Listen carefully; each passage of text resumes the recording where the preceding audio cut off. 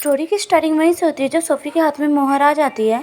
जैसे ही वह मोहर को छूती है उसके अंदर से सुनहरी रोशनी निकलती है, जिसे देख के सोफी अपनी आंखें बंद कर लेती है। वह मन में सोचती है क्या है, मुझे ऐसा लग रहा है जैसे कोई खींच रहा हो। जब वह अपनी आंखें खोलती है तो वह ड्यूकल पैलेस के बगीचे में खड़ी होती है। वह सोचती है आखिर अचानक से क्या हो रहा है। तभी वहाँ पे कई सारे आदमी आ जाते हैं जिन्होंने अपना सर ढका होता है। उन्हें देखकर सोचते हैं क्या वो मुझे नहीं देख सकते। बगीचा इतना सुंदर और व्यवस्थित लग रहा है, ऐसा प्रतीत होता है कि रोडियन मोहर मुझे अतीत का दृश्य दिखा रहा है। उस सर्कल के अंदर श्वेत कपड़े पहने हुए दो व्यक्ति खड़े होते हैं। वह दोनों अपने सर से कपड़ा हटाते हैं, जिसे देखकर सोफी सोचती है तो दिव्यांगत राजा और रानी है। वह इतने जवान दिखते हैं। ये तस्वीर एक के लैपेडियो में फैलने से पहले की होगी। दिव्यांगत राजा बोलते शुरू करो, जिसे सुन के काले कपड़े वाला व्यक्ति बोलता हाँ। वह मंत्र पढ़ना चालू कर देता है। दिव्यांगत रानी के हाथों में मोहर होती है। सभी लोग मंत्र पढ़ रहे होते हैं। राजा बोलते हैं औरत रोड्रियन की मोहर केवल उत्तराधिकारी का सच्चा साथी ही इसका खुलासा कर पाएगा। बोलकर वह अपनी सुनहरी आंखों से सोफी की तरफ देखते हैं, जिसे देखकर सोफी सोचती है हमारी आंखें मिली। राजा बोलते हैं मैं ये कार्य आपके हाथों में सौंपता हूँ। एस्तर का तारा बोलते हैं। दिव्यांगत राजा मुस्कुरा रहे होते हैं। वे कुछ बोलने वाली होती है, इससे पहले ही वह अपने कमरे में वापस आ जाती है। वह अपने हाथ में रखी मोहर को देखकर सोचती है मोहर से बंधी जादुई शक्ति ने उत्तराधिकारी के साथी के प्रति क्रिया व्यक्त की और अपना असली रूप प्रकट कर दिया, और वह साथी मैं ही हूँ। तभी सोफी को आवाज आने लगती है, जिसे सुनकर वह हैरान होकर दरवाजे की तरफ देखती है। कई सैनिक उसके कमरे में आकर खड़े हो जाते हैं। वह बोलते सोफी, एस्तर और ड्यूक ऑफ लैपिडियो, आप दोनों को राजद्रोह के आरोप में गिरफ्तार किया जाता है। ये सुनकर सोफी चिल्लाते हुए बोलते क्या बकवास कर रहे हो। सोफी को ड्यूक की आवाज आती है जो बेहद ही भारी होती है। फिर पलटकर पीछे की तरफ देखती है जहाँ पे ड्यूक जानवर रूप में सैनिकों की तरफ बढ़ रहे होते हैं, जिसे देखकर वह लोग डर रहे होते हैं। कहा जाता है बीस्ट मैन जो इंसानों की तुलना में जानवरों से अधिक करीब है, प्रकृति के नियम के द्वारा शासित होते हैं। वह कानून जो ये निर्धारित करता है कि जोरों को बलवानों के सामने झुकना ही होगा। रोशन एक बेमिसाल है, एक आदर्श अधिपति। सीन चिंजू के महल की तरफ होता है, जहाँ पे एम्परर अपने सिंहासन पे बैठे होते हैं और अपने हाथों पे सोफी का नाम देख रहे होते हैं। वह सोचते क्यों तुम मुझसे प्यार नहीं करती, मेरे ऊपर तुम्हारा नाम आने के बाद भी। तभी प्लेयर वहाँ पे आते हैं, बोलते योर मैजेस्टी आप काफी परेशान लग रहे हैं। एम्परर बोलते जादूगर इसका मतलब क्या है, क्या तुमने वादा नहीं किया था कि अगर मैं तुम्हें वो शाही बच्चा दे दूं जिसे टीटी अपने साथ ले जाती है, आप इसे सोफिया को सौंप देंगे। प्लेयर बोलते योर मैजेस्टी अभी ये खत्म नहीं हुआ है, मेरे पास एक योजना है। काले भेड़िए के अंगों को काट दो, ग्रैंड डचेस और ग्रैंड ड्यूक के चारों ओर मौजूद हर तरह के सहारे को चकनाचूर कर दो।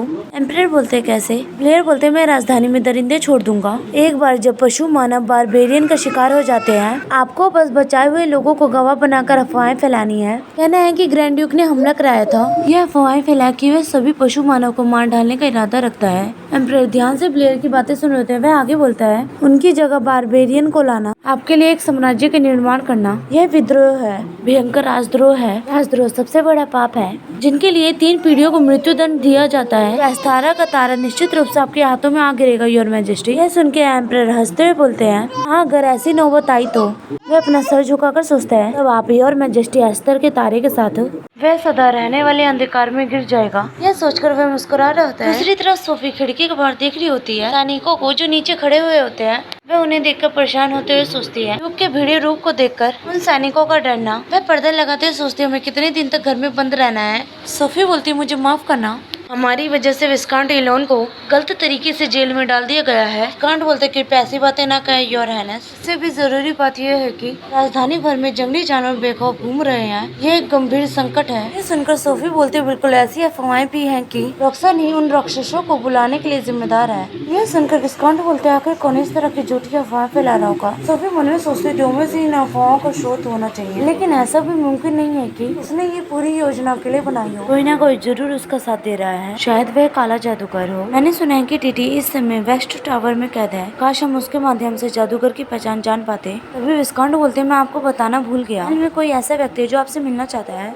सोफी बोलती कोई मेहमान है, कौन है वो। विस्काउंट बोलते उसने अपना परिचय हाउस क्लाउड के दूसरे बेटे के रूप में दिया। ये सुनकर सोफी हैरान हो जाती है। कुछ देर बाद हम देखते हुए दोनों कमरे में बैठे होते हैं। घबराते हुए बोलते हैं अब आप ग्रैंड डचेस काउंटेस बन गई हैं। सोफी चाय पीते हुए सोचती है उसने मुझ पर रोशन की खुशबू जरूर महसूस होगी, आखिर हमने मुक्ति काल एक साथ बिताया था। सोफी बोलते यंग लॉर्ड आप यहाँ क्यों आए हैं। वह बोलता है मुझे आपसे मिलने की इच्छा हुई क्योंकि मैंने सुना कि आप शाही महल में लौट आए और मैंने सोचा कि क्या मैं कुछ मदद कर सकता हूँ। सोफी बोलती है मदद। वह मुस्कुराते हुए बोलते अपने असली रूप में इतने समय तक रहने के कारण, एक पशु मानव में रूपांतरित होने में असमर्थ होने के कारण मैंने एक विशेष क्षमता विकसित कर ली है। मेरी योग्यता एक पशु मानव के असली रूप को पढ़ने के लिए। इससे मुझे तुरंत ही पता चल गया कि योर मैजेस्टी किसी दिव्य प्राणी की तुलना में किसी राक्षसी जानवर के कई अधिक करीब है। ये सुनकर सोफी को याद आता है एम्परर का जानवर रूप और उनकी गुस्से से भरी लाल आंखें। सोफी सोचती है एंटेसल के शब्द सही है, मैंने डोमिस के उसके असली बेरहम रूप में खुद देखा। वह बोलती है आपकी शक्ति वास्तव में असाधारण है, लेकिन इससे मुझे क्या लाभ होगा। वह मुस्कुराते हुए बोलते अभी मेरी नजरों में योर हाइनेस के पीछे छुपे हुए कुछ रहस्य हैं। ये सुनकर सोफी हैरान हो जाती है।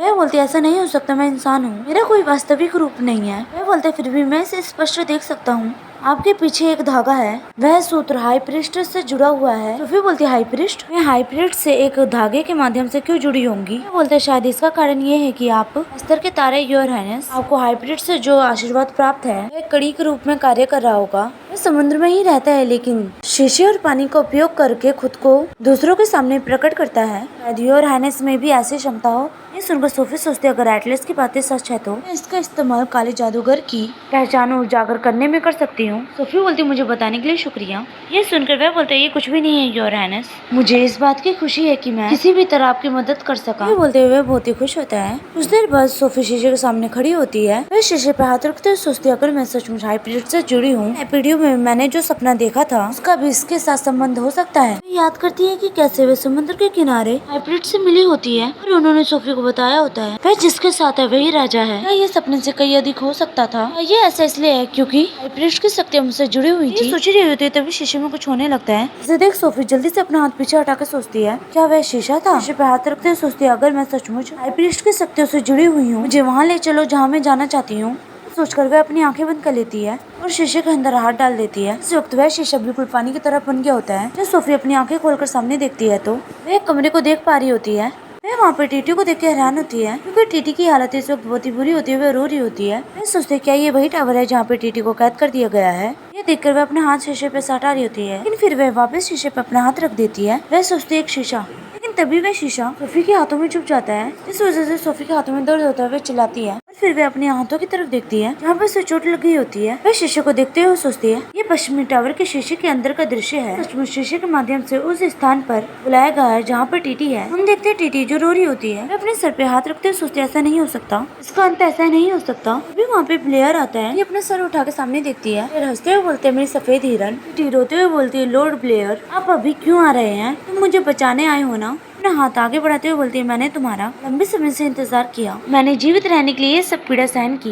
ये सुन ब्लेयर हंसते हुए बोलता है मैं तुम्हारा सेवियर नहीं हूँ टीटी। ये सुनकर टीटी रोने लगती है। वह चिल्लाते हुए बोलती है ऐसी बातें मत कहो, तुम मुझे फिर से महारानी बनाने के लिए यहाँ आए हो ना, सही है ना। ब्लेयर हंसते हुए बोलता है आप किसी बात को लेकर गलतफहमी में है, मैं यहाँ आज इसलिए आया हूँ क्योंकि मुझे आपसे कुछ लेना है। टीटी चिल्लाते हुए बोलती है अभी हमारा सौदा खत्म नहीं हुआ, तुमने मुझसे वादा किया था कि तुम मुझे महारानी बनाओगे। ब्लेयर अपना हाथ टीटी के सर पे रखते हुए बोलता है और इस तरह तुम एम्प्रेस बन गई हो ना, मैंने कभी झूठ नहीं बोला। उनका टीटी रोते हुए बोलती है लेकिन ब्लेयर हंसते हुए बोलता है मैंने कहा था कि मैं तुम्हें महारानी बना दूंगा, लेकिन मैंने कभी नहीं कहा था कि मैं तुम्हें ये उपाधि हमेशा के लिए रखने दूंगा। क्या ये सही नहीं है। ये सुनकर टीटी रोने लगती है, चिल्लाते हुए बोलती है मैं गर्भवती हूँ, मेरे गर्भ में एम्परर का बच्चा पल रहा है, मैं अभी बच्चे का फायदा उठा सकती हूँ। लेकिन तभी उसके पेट में दर्द होने लगता है और उसके शरीर में से पानी निकलने लगता है। ब्लेयर हंसते बोलते है ये कितनी मनमोहक ध्वनि है। वह अपने हाथ पीछे की तरफ हिलाता है और वह उस कमरे के अंदर आ जाता है और टीटी के सामने बैठ जाता है। टीटी जो दर्द से चिल्ला रही होती है वह मुस्कुराते हुए अपना हाथ आगे बढ़ाता है और बच्चे को उठा लेता है और हंसते हुए बोलता है मुझे लगता है आपने इसे अच्छे से रखा। टीटी रोते हुए बोलती है मैंने आखिर किस चीज को जन्म दिया।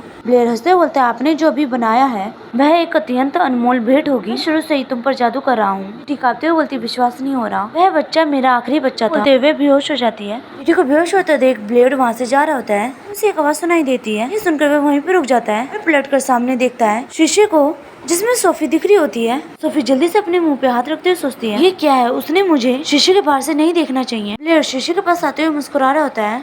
वह हंसते हुए बोलते गुड इवनिंग एस्तर का तारा। ये सुनकर सोफी घबरा जाती है। तभी आईना टूटने लगता है और वह दोनों आमने सामने खड़े होते हैं। ब्लेयर बोलता है एस्तर का तारा क्या आप जानती है कि नाम की अवधारणा अस्तित्व में क्यों आई। सोफी को कुछ न बोलता देख ब्लेयर आगे बोलता है यह नाम देवी के प्रेम के उपहार के साथ साथ पशुवत प्राणियों पर लगाने वाली एक बीमारी भी है, क्योंकि शुरू से ही देवी खुद एक विनाशकारी अस्तित्व थी। ये सुनकर सोफी हैरान हो जाती है। ब्लेयर मुस्कुराते हुए बोलता है जानवरों को जानवरों की तरह जीना चाहिए, यही प्रकृति का नियम है और यही आदिम सत्य है। पशुओं के देवताओं और मनुष्य के देवताओं के मिलन से जन्मा आधा मनुष्य और आधा पशु एकांतवास स्नेह न कर पाने के कारण देवी ने वी स्ट्रोक नामक एक नस्ल प्रजाति को पैदा किया। सोफी सोचती इसका वास्तविक लक्ष्य ये नहीं है। ब्लेयर बोलता है मैं सब कुछ पहले जैसा करने का इरादा रखता हूँ। प्राचीन युग में मानव और पशु अलग अलग शुद्ध अस्तित्व जीते थे। इस उद्देश्य के लिए यह बच्चा एक विशेष बलिदान है, क्योंकि केवल ऐसी वस्तु जो पहले कभी नहीं बनाई गई हो, वही टूटे हुए कानून को पुनर्स्थापित करने वाली एम्प्रेस बन सकती है। वह पलटते हुए बोलते इसलिए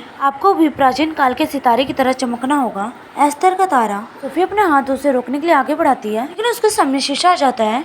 शीशे को दोबारा जुड़ता देखकर वह हैरान हो जाती है। तभी वहाँ पे ड्यूक आते हुए बोलते सोफी क्या तुम ठीक हो? सोफी अपने हाथों की तरफ देखते हुए बोलती है रॉक्सैन। सोफी के हाथों पे अभी भी चोट होती है। इसे देख सोफी सोचती है ये सपना तो नहीं है, यह असली है। वह बोलती है मुझे काले जादूगर का उद्देश्य पता चल गया है। ड्यूक बोलते क्या? सभी पशु प्राणियों को आदिम पशु और प्राणियों में परिवर्तन करना, यही उसका लक्ष्य है। दूसरी तरफ महल में एम्परर सिंहासन पे बैठे हुए होते हैं। सभी लोग एम्परर को देख रहे होते हैं। वो बोलते हैं क्या वह चीज जीवित है या मृत्यु है? सच कहूँ तो मुझे उन अफवाहों पे विश्वास नहीं हो रहा कि ड्यूक ने विद्रोह किया था, लेकिन आजकल तो मेरी यही इच्छा होती है कि काश ये बात सच होती। तभी एक आदमी बोलते है चुप रहो, सोच समझ कर बोलो। ये वाला आदमी बोलता है सच कहूँ तो हर कोई यही नहीं सोच रहा है, भला उस राक्षस को सम्राट कौन कह सकता है? तभी वही आदमी बोलते योर मैजेस्टी, हम विनम्रता पूर्वक सुझाव देते हैं कि राजधानी के जनों द्वार पर केंद्रित किए जाएं। ये बोलकर वे एम्परर की तरफ देखने लगता है। एम्परर को कुछ न बोलता देख वे अपने पीछे पलट कर देखता है। ये आदमी उसके पास आकर बोलता फिलहाल हम पीछे हट जाते हैं। दूसरी तरफ एम्परर अपना दांत पीस रहे होते हैं। तभी उनके दिल में बहुत ही तेज दर्द होने लगता है, जिस वजह से वह नीचे गिर जाते हैं। अपने हाथों की मुट्ठी बनाते हुए सोचते सोफी।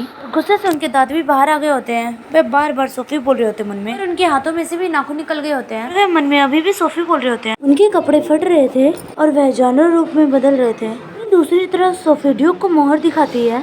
वह बताती है कि वह मोहर उसे कैसे मिली। मोहर के माध्यम से मैंने अतीत को देखा और मैंने क्रिम्सन किंग को ये कहते हुए सुना कि केवल उत्तराधिकारी के साथ ही औरत ड्रामियन मोहर को ढूंढ सकती है। फिर आगे इसे मेरे द्वारा पाए गए नटोडियन की मोहर के साथ मिला दिया जाए। ये बोलने के बाद वह दोनों मोहर को मिला देते हैं। ड्यूक मुस्कुराते हुए बोलते सोफी तुम शुरू से ही भूखे कड़ी थी, अब सील पूरी हो गई है। सोफी सोचते संपूर्ण मोहर का उपयोग करके यह हुआ पूरा अधिकार हमें काले जादूगर को रोकने के लिए इसकी खास जरूरत है। वीडियो बोलते हैं लेकिन इससे आने का केवल तरीका सम्राट को ही आता है, इसे अपने पास रखना ही राजद्रोह है। ये सुनकर सोफी सोचती है इस तरह झूठा आरोप सच्चा बन जाता है, हम और निष्क्रिय नहीं रह सकते। आज भी साम्राज्य की प्रजा को छोड़ दिया गया है। ये सोचते हुए खिड़की से बाहर देख रही होती है। ड्यूक सोफी के कंधे को पकड़ते हुए बोलते हैं मुझे भी ऐसा ही लगता है सोफी। मन में सोचते मेरा भेड़िया जो हमेशा बिना कुछ कहे मेरी दिल की बात जान लेता है। ड्यूक मुस्कुराते हुए बोलते चिंता मत करो मैं सारी जिम्मेदारी उठा लूंगा। सोफी अचानक ही ड्यूक को किस कर लेती है, जिसकी वजह से ड्यूक की आंखें बड़ी हो जाती है। सोफी बोलती है नहीं हम इसे मिलकर सहन करेंगे, आखिरकार हम पति पत्नी है।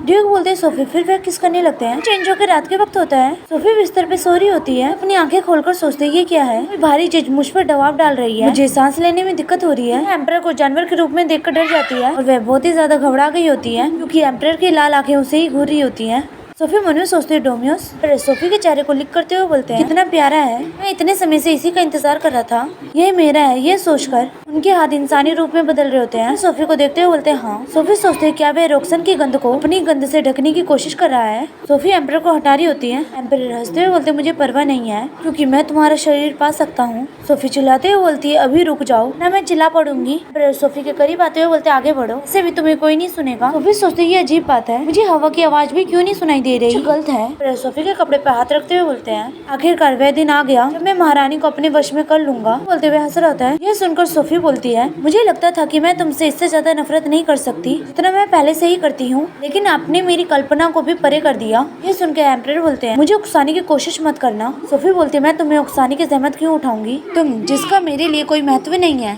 ये सुन के एम्परर बहुत ही ज्यादा गुस्से में हो जाते हैं। वह सोफी का गला दबाते हुए बोलते हैं मर जाओ, अभी मर जाओ सोफी। सोफी सोचती हाँ इसके बजाय मुझे मार डालो, हमारे द्वारा अपमानित होने से बेहतर है। तभी कमरे में शीशा टूटने की आवाज आती है। ड्यूक अपने जानवर रूप में खिड़की से अंदर आ जाते हैं। इसे देख एम्परर ने सोफी का गर्दन छोड़ दिया होता है। वो अपना गला पकड़े हुए बोलती है रॉक्सैन। ड्यूक इस वक्त बेहद ही गुस्से में होते हैं। वह एम्परर की गर्दन को काट कर पीछे ढकेल देते हैं, जिस वजह से एम्परर दूर जाके गिरते हैं। एम्परर के पास जा रहे होते हैं। सोफी घबराते हुए बोलती है रॉक्सैन। ड्यूक पहले सोफी के चारों ओर घूमकर देखते हैं कहीं उसे चोट तो नहीं लगी है। फिर वह सोफी के चेहरे को लिक कर लेते हैं। सोफी उनके गले लगकर सोचते कितना गर्म है, मुझे तुम्हारी याद आई ही रॉक्सन। एम्परर की हालत बहुत ही खराब हो गई होती है, उनके मुंह से खून निकल रहा होता है। दर्द में तड़पते हुए बोलते हैं सोफी एम्परर की तरफ देखती है। वह एम्परर के पास जाते हुए बोलती है, मैं तुम्हें कभी भी मुझे पानी नहीं दूंगी। मन में सोचती है, जैसा कि मुझे डर था, जब मैं उसे अस्वीकार करती हूँ तो उसे दर्द होता है। क्या उसका जुनून उस पर श्राप की तरह उल्टा पड़ रहा है? एम्परर बोलते, मैंने ऐसा इसलिए किया क्योंकि मैं तुमसे प्यार करता था, क्योंकि मैं तुमसे प्यार करता हूँ। अगर तुमने मुझे कभी एक बार प्यार किया होता, इस हालात में नहीं पहुँचना चाहता था। सोफी बोलती, तुम जो चाहते थे वह कभी प्यार नहीं था। एम्परर के चेहरे को छूते हुए बोलती, अन्यथा मैं मर जाऊंगी। किसी राक्षस के वश में होने से बेहतर है कि आप उस पर कब्जा कर लें। ये सुन के एम्परर को गुस्सा आ जाता है। वे ग्राउल करने लगते हैं। उसके बाद वे खिड़की से बाहर चले जाते हैं। फिर जल्दी से खिड़की के पास आती है। वह ये देख के हैरान होती है कि राजधानी में चारों ओर आग लग गई है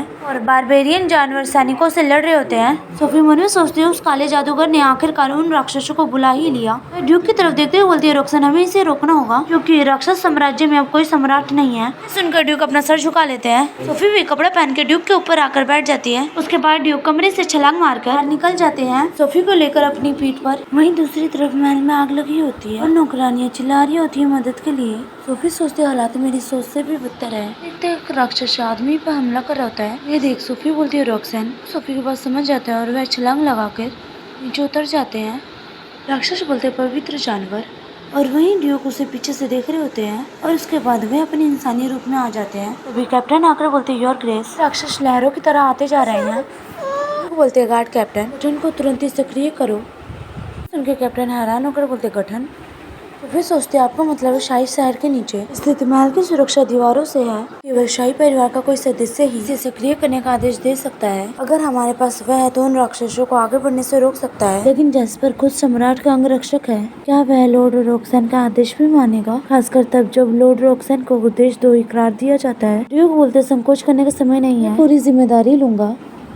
ये सुन के कैप्टन हैरान हो जाते हैं। वह बोलते हैं, हाँ मैं आपके आदेशों को मानूंगा योर ग्रेस। सोफी सोचते, अच्छा हुआ। सोफी बोलते, रॉक्सन एक जगह की जांच करनी है। हम देखते हैं वह दोनों एक गेट के सामने खड़े होते हैं। इसके अंदर से काला ओरा निकल रहा होता है। ड्यूक बोलते हैं, आपको लगता है कि काला जादूगर यहाँ है? सोफी बोलती है, हाँ यहीं से साम्राज्य का दुर्भाग्य शुरू हुआ था। सोचते, काला जादू और दुर्भाग्य एक में समान है। यह एकमात्र ऐसी जगह जहाँ कोई भी लापरवाही से नहीं जा सकता और ये साम्राज्य के जल मार्ग के माध्यम से जादू फैला सकता है। वह परेशान होते हुए सोचते, ये भूमिगत मंदिर है। सोचने के बाद वह दोनों मंदिर के अंदर चले जाते हैं। चलते हुए हैरान हो जाते हैं क्योंकि उनके सामने कई सांपों ने हमला कर दिया होता है। ड्यूक उन सांपों को काट रहे होते हैं। वहाँ से भागने लगते हैं। सोफी ड्यूक के हाथों को देखते हुए बोलते, क्या तुम ठीक हो रॉक्सन? ड्यूक अपना हाथ पकड़ के बोलते, मैं ठीक हूँ, मुझे इस तरह के जहर का असर नहीं होता। तभी उन दोनों की नजर ऊपर जा रही सीढ़ियों पे जाती है। दोनों ऊपर आ गए होते हैं। सोफी बोलती है, पानी काला होकर दूषित हो गया है। ब्लेयर मुस्कुराते हुए बोलते, स्वागत है अस्तर के सितारे, मैं तुम्हारा इंतजार कर रहा था। सोफी बोलती, तुम्हारी गलती की वजह से बाहर निर्दोष लोग मर रहे हैं। ब्लेयर हंसते हुए बोलते, इसे गलती कहना कितना दुखद है। मैं तो बस दुनिया को सही राह पे लाने की कोशिश कर रहा हूँ। आप तो अच्छी तरह से जानती होंगे कि मनुष्य कितने ज्यादा लालची होते हैं। मैं सिर्फ शुरुआत की ओर लौटना चाहता हूँ। प्रकृति केवल वही लाती है जिसकी उसे जरूरत होती है। जीवन और मृत्यु प्रकृति चक्र में चलता है। मनुष्य के उलट जानवरों की दुनिया खूबसूरत है, लेकिन अब शिकार के इस फालतू चक्र में बलवान लोगों को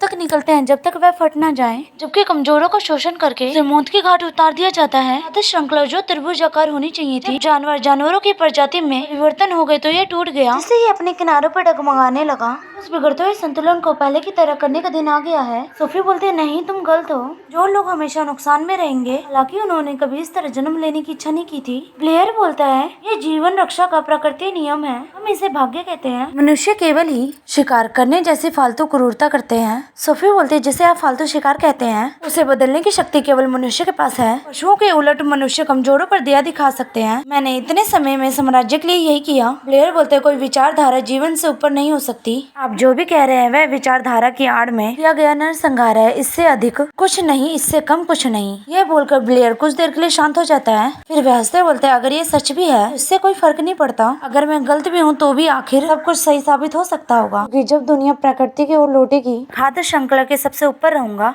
ये सुनकर सोफी गुस्से से बोलती है, तो यही आपका असली लक्ष्य है? तभी वह ड्यूक की तरफ देखकर हैरान हो जाती है, क्योंकि ड्यूक का चेहरा पीला हो गया होता है। वह सोचती है, अचानक ऐसा क्या हुआ? तभी सोफी को कुछ याद आता है और वह जल्दी से ड्यूक के हाथों पे देखती है, जहाँ पे सांप के काटने का निशान होता है। ये देखकर वह परेशान हो गई होती है। ड्यूक बोलते, मुझे माफ करना सोफी। ड्यूक की तरफ देखकर सोचती है, जब आपको पहली बार काटा गया था तब से आपने पकड़ा हुआ है, मुझे क्या करना चाहिए? फिर सोच रही होती है तभी ड्यूक को चक्कर आने लगते हैं और वह नीचे गिर जाते हैं। ये देखकर सोफी चिल्लाते हुए बोलती है रॉक्सन, और यह देखकर ब्लेयर हंसते हुए बोलते हैं आखिरकार शुरू होता है एस्तर का तारा। तभी सर्कल में से पर्पल लाइट निकलने लगती है और वहाँ सामने एक किताब आ जाती है जिसके अंदर से मंत्र निकल रहे होते हैं। ये देखकर सोफी सोचती है ये तो काली जादू की पुस्तक है। वह बोलती है रूप बदलने वाले प्राणियों को वापस पशु में बदलने की रस्म। ये सुनकर ब्लेयर बोलते हैं 2 भेंटों की जरूरत है, कोई एक विलक्षण युवा आत्मा जिसमें दिव्य पशु का रक्त और काले जादू का अभिश्राप शामिल हो। और सोफी की तरफ देखकर मुस्कुराते हुए बोलते हैं दूसरा सबसे बड़ा दुर्भाग्य ही भाग्य के सबसे चमकीले सितारे को निराशा में डुबाता है। ये सुनकर वे घबराने लगते हैं। वह आगे बोलता है सोफी जिस पल आप निराशा में होंगी ये बंधन सक्रिय हो जाएगा। सोफी ड्यूक की तरफ देखते हुए बोलती है रॉक्सन, नहीं मैं इस तरह तुम्हें मरने नहीं देख सकती। ये सोचकर वह अपनी आंखें बंद कर लेती है। उसे हाई प्रीस्ट की आवाज आती है एस्तर का तारा, आपने जो चुनाव किया है उसे याद रखें। ये मत भूलिए कि जिसे तुमने चुना है वही सम्राट है। अपनी आंखें खोलती है,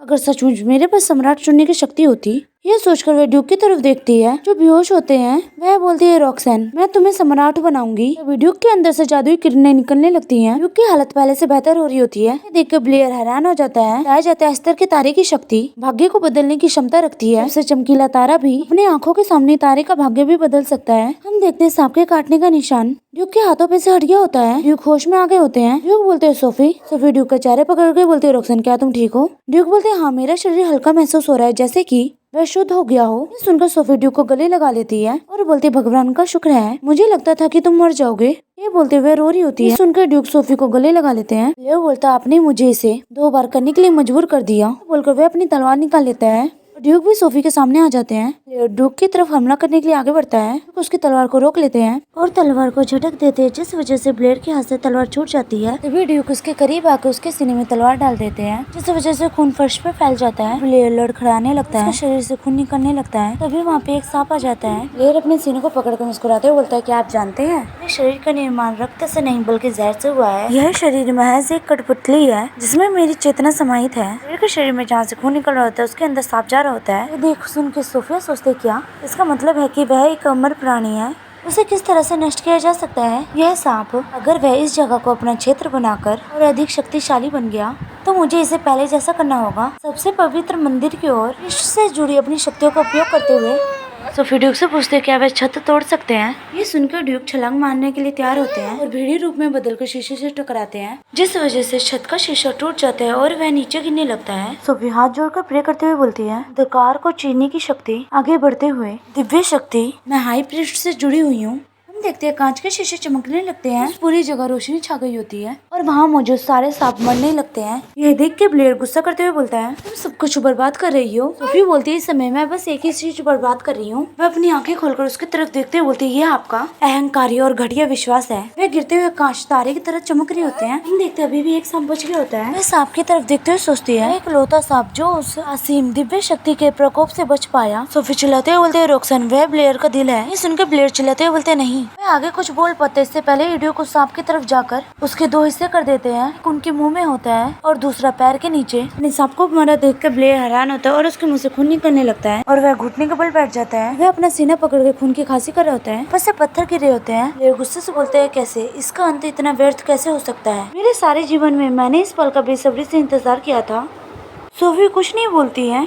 ड्यूक सोफी के कंधे पे हाथ रखते हुए बोलते हैं मंदिर जल्दी ही गिर जाएगा, हमें जाना होगा सोफिया। तभी सोफी की नजर टेबल पे पड़े हुए बच्चे पे जाती है। सोफी उस तरफ जाते हुए बोलती है रुको। वो ब्लेयर के सामने आ जाती है। ब्लेयर बोलता है एस्तर का तारा, एक पवित्र दुनिया का आगमन, तुमने इसे बर्बाद कर दिया। सोफी उसे घूर कर देखते हुए बोलती है पवित्र, आप निर्दोष लोगों का बलिदान करते हैं अपने स्वार्थ के लिए, पूरे साम्राज्य में दुर्भाग्य फैलाओ और आप क्या इसे शुद्धता कहेंगे, कितना बेतुका है। बोलकर सोफी उस बच्चे के पास चली जाती है और उस बच्चे को गोद में उठा लेती है और वह गुस्से से उसकी तरफ देखते हुए बोलती है तुम बस एक कायर थे, शुरुआत से लेकर आखिर तक इसे स्वीकार करो। उनके ब्लेयर अपने ही खून में गिर जाता है, उसका शरीर खत्म होने लगता है। ये देखकर सोफी को भी दुख हो रहा होता है और भी तेजी से पत्थर नीचे गिरे होते हैं। ये देखकर ड्यूक बोलते हैं सोफी हमें अभी चलना होगा। जाते समय सोफी एक नजर ब्लेयर की तरफ देखती है और वह आगे बढ़ जाती है और पीछे बस ब्लेयर के कपड़े रह जाते हैं। बाहर बहुत तेज बारिश हो रही होती है। सोफी बच्चे को गोद में लिए हुए सोचती है, ऐसा लग रहा है जैसे मैं एक लंबे सपने से जग रही हूँ। आगे अब क्या होगा, यह सोचकर वह बच्चे को देखने लगती है। बदलने वाले साम्राज्य को, मुझे, इस बच्चे को और रॉक्सन को। सोफी को अपनी तरफ देखता देख ड्यूक बोलते हैं, चाचा चिंता मत करो। यह बोलकर ड्यूक उसके सर को चूम लेते हैं। सोफी सोचती है रॉक्सन हमेशा मेरे दिल को जानता था। तभी किसी के आने की आवाज सुनकर सोफी और ड्यूक पीछे की तरफ पलट कर देखते हैं। हम देखते हैं उसके कपड़े फटे हुए होते हैं। सोफी भी ये देखकर परेशान होते हुए बोलती है, डोमियस। एम्परर बोलते हैं, रॉक्सन आप मंदिर से बाहर क्यों आ रहे हैं? वह स्थान केवल एम्परर और एम्प्रेस के लिए है, तुम जिन्हें कोई अधिकार नहीं है। ऐसा करने की हिम्मत कैसे कर सकते हो? ड्यूक बोलते हैं, मुझे नहीं लगता कि ये ऐसी बात है जो सम्राट को कहनी चाहिए, जिसने राजधानी को बर्बाद होते हुए देखा और चुपचाप खड़ा रहा। ये सुन के एम्परर गुस्से से चिल्लाते हुए बोलते हैं, अपना मुंह बंद करो। एम्परर को इतना गुस्से में देख सोफी सोचती है, वह अभी तक अपना असली रूप प्रकट नहीं कर रहा, अपने शरीर पर नियंत्रण नहीं रख सकता। तभी एम्परर की नजर सोफी पे जाती है। बोलते हैं, तुमने क्या पकड़ा है? सोफी बोलती है, तुम्हारा और टीटी का बच्चा। ये सुन के एम्परर की आंखें हैरानी से बड़ी हो जाती है और वह कुछ देर के लिए शांत हो जाते हैं। वह बोलते हैं, ये सोचकर भी मुझे यकीन नहीं होता कि ऐसा राक्षस मेरा बच्चा है, मुझे विश्वास नहीं हो रहा, इसे तुरंत फेंक दो। ये सुनकर तो सोफी के पास कहने के लिए कोई शब्द ही नहीं होते हैं। एम्परर बोलते हैं, और क्या आपने मुझे अभी आप कहकर संबोधित किया? लगता है उस आदमी के आसपास रहने से तुम पागल हो गई हो। मैं सम्राट हूँ, तमीज से पेश आओ। वह सोफी की तरफ आगे बढ़ते हुए बोलते हैं, चीज से छुटकारा पाओ और मुझे मेरा असली बच्चा दो। वह मुस्कुराते हुए बोलते हैं, तुम्हारे और मेरे बीच का बच्चा ये बेहद ही प्यारा होगा। ये बोलते हैं, उन्होंने अपना हाथ आगे बढ़ाया होता है। सोफी सोचते हो डोमिस टूटा हुआ है। नहीं, तुम शुरू से ही टूटे हुए हो। ये सोचकर वह अपनी जेब में से मोहर निकालते सोचती है, समय आ गया है कि सब कुछ सही जगह पे वापस रख दिया जाए। मैं ही वह नियति का तारा हूँ जो सम्राट का निर्णय करता है। मैं मोहर पर जो भी कामना करूंगी वही मनोकामना बन जाएगी। ये सोचकर वह बोलती है, डोमियोस मैं तुम्हें सिंहासन से बेदखल कर दूंगी। ये बोलते ही मोहर चमकने लगती है। ये देख एम्परर बोलते अभी ये क्या हो रहा है? वह सोचते है, क्यों मैं हाल ही में क्यों नहीं पा रहा? मुझे ये घोषणा करनी होगी कि मैं सम्राट हूँ, लेकिन चाहे जो कुछ भी हो जाए मैं एक शब्द भी नहीं बोल सकता। तभी एम्परर बोलते हैं, रुको सोफी, इस नाम को देखो, तुम्हारा नाम मुझ पर उकेरा हुआ। ये सुन सोफी दूसरी तरफ देखने लगती है। बोलते सोफी कृपया सालों के बारे में सोचो जो हमने पति पत्नी के रूप में साथ बिताए हैं। बोल ही रहे होते तभी उनके मुंह से खून निकलता है। वह खून का छींटा सोफी के भी चेहरे पे चले जाता है, जिस वजह से वह हैरान हो जाती है। एम्परर के सीने में तलवार होती है। एम्परर अपने सीने की तरफ देखने लगते हैं और वह नीचे गिर जाते हैं। हम देखते हैं वह टीटी होती है जो पागलों की तरह दिख रही होती है। फिर मन में सोचते है, टीटी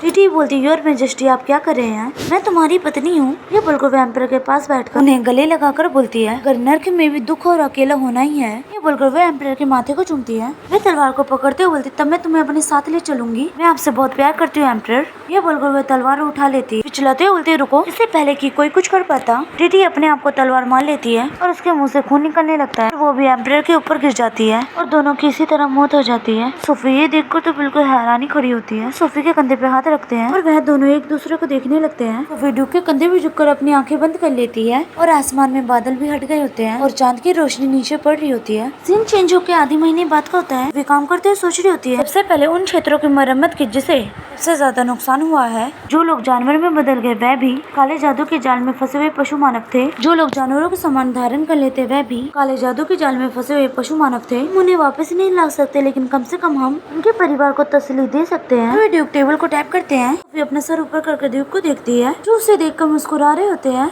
हम देखते कुछ देर बाद वे दोनों आईने के सामने खड़े होते हैं। ड्यूक बोलते, सोफी क्या तुम तैयार हो? वह बोलती, हाँ। उनके हाथ में बच्चा भी होता है। वे याद करती है आधे महीने पहले वे दोनों बच्चे को लेकर जा रहे होते हैं। ड्यूक बच्चे को देखते हुए बोलते हैं, बच्चे का क्या करेंगी? सोफी बोलती है, मैं इसे भेज दूंगी। ड्यूक बोलते, कहाँ? सोफी बच्चे के साथ खेलते हुए बोलती है, सबसे पवित्र स्थान की ओर। ड्यूक बोलते, आपका मतलब सबसे पवित्र स्थान? ड्यूक बोलती, हाँ, वह झूठी पवित्रता नहीं है जिसकी चर्चा काले जादूगर हमेशा करता था, और ये किसी भी स्वार्थी इच्छा से प्रेरित नहीं है। और सीन प्रेजेंट में आता है। आईने में बदलाव हो रहे होते हैं। कुछ देर बाद सामने हाई प्रीस्ट आ जाते हैं। वह बोलते हैं, एक ऐसी जगह जहाँ अनगिनत युगों तक शुद्धिकरण होता रहेगा और एक शुद्ध जीवन के रूप में पुनर्जन्म हुआ। वह बच्चों को देखते बोलते, ये वाकई में एक अनोखा प्राणी है ना? सोफी बोलते, अब इस बच्चे का क्या होगा?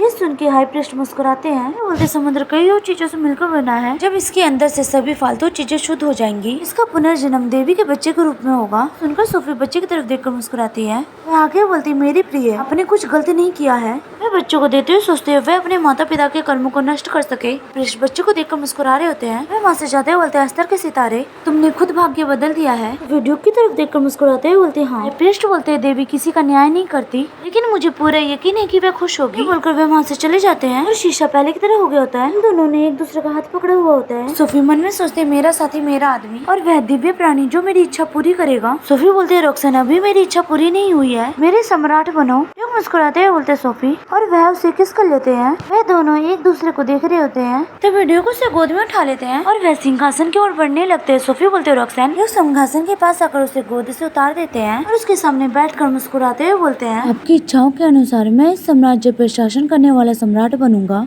लेकिन मेरे सम्राट मेरे ईश्वर सोफिया तुम ही हमेशा रहोगी। ये बोलकर वे उसके हाथों पे किस कर लेते हैं। एक भेड़िया अपना पूरा जीवन एक ही साथी के प्रति निष्ठावान कर देता है। ड्यूक बोलते हे मेरे सम्राट हे मेरे ईश्वर आदेश दीजिए। यह सुनकर सोफी मुस्कुराते हुए बोलती है मुझे किस करो। ड्यूक भी सोफी को मुस्कुराते हुए देख रहे होते हैं और यह सुनकर वे सोफी के करीब आते हैं, उसे किस करने लगते हैं। बताया जाता है उस सम्राट की मृत्यु जिसने कभी साम्राज्य पे शासन किया था। हालांकि डोम में उसका अंतिम संस्कार राजकीय सम्मान के साथ भव्य तरीके से आयोजित किया गया था। किसी भी पशु मानव ने उनके लिए शोक व्यक्त नहीं किया और वहां से चले गए।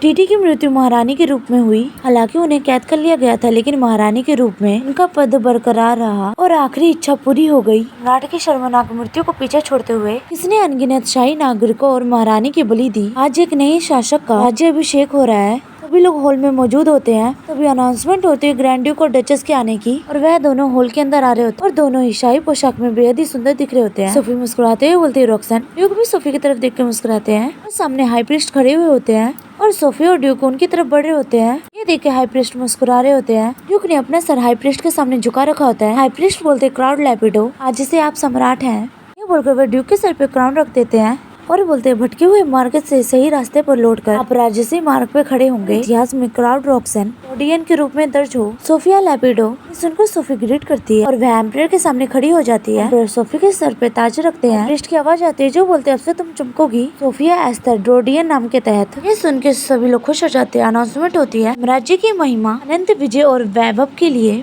सभी लोग उन दोनों को साथ में देखकर बहुत ही खुश हो रहे होते हैं और तालियां बजा रहे होते हैं। हाई प्रीस्ट बोलते शुभ भाग्य आज से साम्राज्य का सबसे महान भाग्य का आरंभ होता है। सीन चेंज होकर रात के वक्त होता है। बैटी रोते हुए बोलती योर मैजेस्टी कितनी खुशी की बात है कि मैं आपको फिर एक बार महारानी कहकर बुला रही हूँ। सोफी बोलती वापस आने के लिए धन्यवाद। बैटी बोलती धन्यवाद हमें आपका करना चाहिए कि आप हमें भूले नहीं और दोबारा संपर्क किया। योर मैजेस्टी प्रार्थना कीजिए शीशे में देखते हुए आप बहुत ही सुंदर हैं। ये सुनकर सोफी शीशे में देखते हुए सोचती है तो ये थोड़ा अजीब लग रहा है, शायद इसलिए क्योंकि महारानी के रूप में ये मेरी पहली रात है। वह लोग इसी तरह से बातें कर रहे होते हैं। लेडी रेमोडी बोलती घबराने की कोई बात नहीं है, आप पहले से ही वास्तविक महारानी है। और वह सोफी के चेहरे को ढकते हुए बोलती है आज रात का समय केवल उस व्यक्ति के साथ बिताने का है जिससे आप प्यार करते हैं। कुछ देर बाद हम देखते हैं सोफी कमरे में बैठी हुई होती है, बहुत ही परेशान हो रही होती है। ड्यूक कमरे के अंदर आते हैं। जल्दी से खड़ी हो जाती है। ड्यूक बोलते हैं सोफी कुछ बोलती से पहले ड्यूक उसके पास आ जाते हैं। उसके चेहरे को पकड़कर उसे किस करने लगते हैं और सोफी भी किस करने लगती है। ड्यूक सोफी के कमर पे हाथ रखते हैं और दोनों एक दूसरे को देखने लगते हैं। फिर मन में सोचते हैं रोक्सन तुम मेरे लिए खुद पर काबू रख रहे हो। मैं ड्यूक के गले लगकर बोलती है ठीक है जैसा चाहो वैसा करो, ताकि मैं तुम्हारे सिवा किसी और के बारे में ना सोचूं। आज मैं तुम्हारी हूँ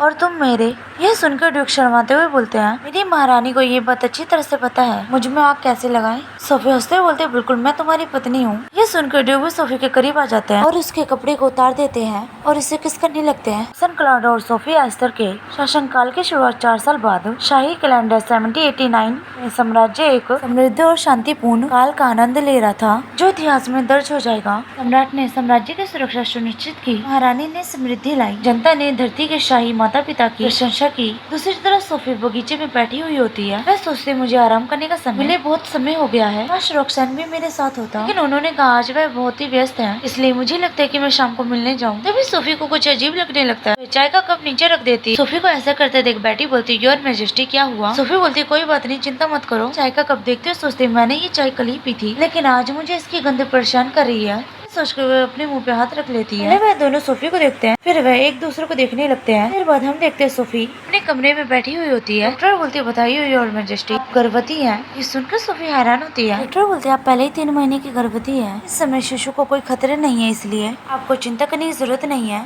ये सुन के बैठे और रेमोडी दोनों ही बहुत खुश होते हैं। सोफी बोलती है मैं गर्भवती हूँ। रेमोडी सोफी का हाथ पकड़ के बधाई देते हुए बोलती है मुझे पता है आपको कितना दुख सहना पड़ा है, आखिरकार आपको नई महारानी बने हुए 4 साल हो चुके हैं।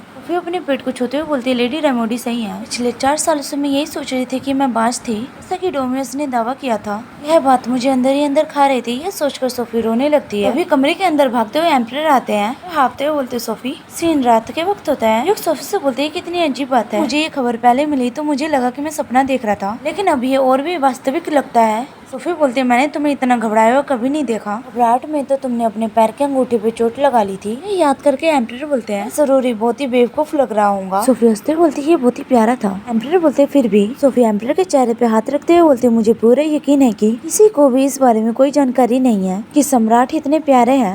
एम्परर बोलते हैं, आपके लिए यही बेहतर होगा कि केवल आप ही ये बात जाने। सोफी बोलती है, और यही बात इसे और भी खास बनाती है। मैं तुम्हारा वह पहलू जानती हूँ जो कोई भी नहीं जानता। रॉक्सन मेरे पति ना कि सम्राट रॉक्सन। ये बोलकर वह एम्परर का हाथ पेट पे रखते हुए बोलती है, मुझे ये दिखाने का मौका नहीं मिला कि आप पिता के रूप में कैसे हैं। एम्परर हंसते बोलते, मुझे विश्वास नहीं हो रहा कि मैं पिता बन गया हूँ। सोफी हंसते बोलती है, मुझे भी विश्वास नहीं हो रहा कि मैं माँ बन गई हूँ। ये बोलकर वे दोनों ही अपनी आंखें बंद कर लेते हैं। सोफी बोलती है, मुझे उम्मीद है कि हमारा बच्चा स्वस्थ होगा। एम्परर उसका कंधा पकड़ कर बोलते हैं, आप मेरे लिए सबसे जरूरी व्यक्ति हैं और यह उस दिन तक सच रहेगा जब मैं मरूंगा। ये सुनकर सोफी बोलती है, रॉक्सन। एम्परर बोलती है, इसलिए चाहे जो कुछ भी हो जाए आप खुद को हमेशा सबसे ऊपर रखें। मैं नहीं चाहता कि तुम खुद को थका दे। यह बोलकर वे सोफी को गले लगा लेते हैं। वह सोचते तब भी जब मैं खुद की परवाह नहीं करती थी, रॉक्सन हमेशा मुझसे सबसे ज्यादा प्यार करता था। सोफी हंसते हुए बोलती है, मैं वादा करती हूँ। मन में सोचती मैं प्रार्थना करती हूँ कि मैं तुम्हें प्यार कर सकूँ। आपने जीवन भर मुझसे जितना प्यार किया है, भविष्य में हमारे साथ जो भी हो, जब तक मैं जीवित रहूंगी मैं ये करूंगी। ये सोचकर सोफी हंसते हुए बोलती है, मैं तुमसे प्यार करती हूँ रॉक्सन। यह सुन के एम्परर खुशी के मारे हैरान हो जाते हैं और वह मुस्कुराते हुए बोलते हैं, मैं भी तुमसे प्यार करता हूँ सोफी। यह बोलकर वह दोनों ही हंस रहे होते हैं और वह दोनों बिस्तर पे लेट जाते हैं। हम देखते हैं 6 महीने बाद एक छोटा सा बेबी सोफी के हाथ में होता है, जिसे देखकर वह दोनों ही बहुत ही खुश होते हैं। ये स्टोरी खत्म होती है यहीं पे।